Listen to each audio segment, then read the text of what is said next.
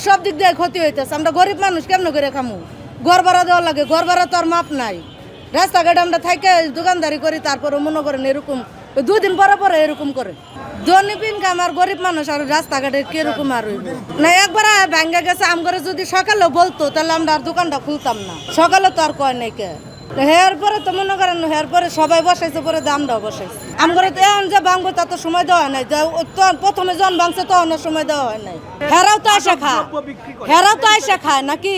হেরা যদি না খাইতো তাহলে কথা ছিল। হেরাও তো খায়, মাদক কারা বিক্রি করে, হেরা তো আমরা জানি না। সিগারেট 4 দোকানে সিগারেট চলে, সিগারেট তো ছাত্ররাও খায়। ছাত্ররাও এসে তো এনুকে আড্ডা মারে, তাহলে ভাঙলো কোন কারণে?